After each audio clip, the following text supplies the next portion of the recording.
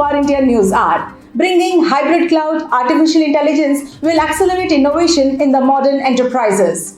By understanding the power of digital, enterprises need strategies that enable traditional IT to work in harmony with analytic intense data streams located on premises, in the cloud and at the edge. There is no doubt that the artificial intelligence and automation will be crucial in driving hybrid cloud as we move further into 2021. Pressure to move information processing close to the data due to high data volumes, data variety, and the need to minimize analytic latency is forcing enterprises into public clouds at a remarkable rate. As the industry undergoes this dramatic transition, hybrid IT operations that span on-premises, data center, cloud and edge becomes essential. As we move further into 2021, the need is to leverage artificial intelligence to monitor, detect and contextualize dynamic behavior and movement across hybrid cloud environments to verify the legitimacy or lack of a threat in an automated response. Hybrid IT embraces integrated teams that have development, deployment, and operational experience and blend business, IT, and partner experience. These teams focus on business outcomes for accelerated performance while driving learning at scale. In a nutshell, hybrid IT takes modern approaches including DevOps, automation, community sourcing, machine learning, and artificial intelligence and pulls the legacy environment forward to provide more business value. Let's look into today's headlines in War India. Hindustan Shipyard Vizag inked with US pipe laying vessel 17000T gross tonnage. Hindustan Shipyard Limited Vizag has bagged the contract for repairs of US pipe laying vessel 17000T gross tonnage. This is a huge statement of confidence in HSL by a foreign vessel.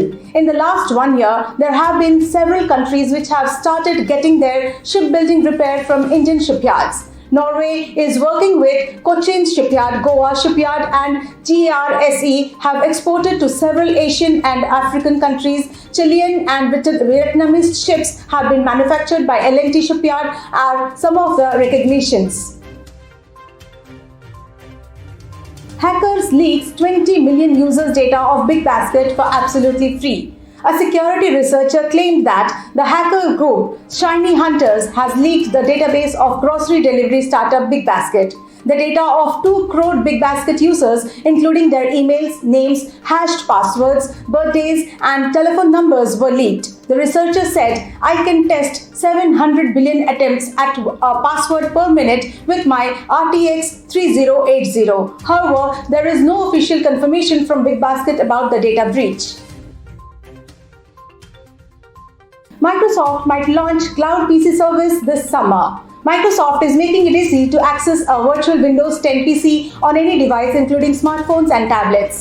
According to a report from ZDNet, Microsoft will launch a Cloud PC service in June or July that would let users access a remote Windows desktop and software like Office. It is a new way to experience its flagship Windows 10 on any device through the Azure-powered service. But you have to pay a monthly fee to access a remote Windows 10 desktop along with software like MS Office.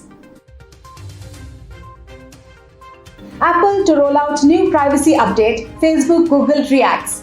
Apple has decided to go ahead with its unique privacy update to the software. As per the new privacy update in the software, all app makers will have to specifically spell out what tracking information is being collected from customers' phones and where it is being used. The app developers will also have to take permission before gathering any information from users. The new Apple iOS policy increasing privacy options for its users could impact how well your digital advertising performs in the coming months. Facebook has publicly come out with a direct response, launching press releases and ads positioning themselves as an advocate for small businesses.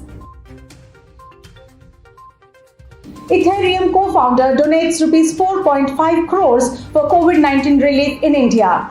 Ethereum co-founder Vitalik Buterin posted a proof of transfer of 100 ETH and 100 MKR worth approximately rupees 4.5 crores for use in COVID-19 relief in India. Ethereum has a currency called Ether that is the second biggest cryptocurrency in the world after Bitcoin. In the tweet, Buterin thanked Indian tech founder Sandeep Nailwal for organizing the COVID-19 relief fund and also thanked Indian origin technology investors and entrepreneur Balaji Srinivasan for signaling boosting the campaign. That's it for now. Please like, share, comment and subscribe to War India News magazine. You can download the War India app from Google Play Store for the latest news and updates. Stay tuned. Thank you.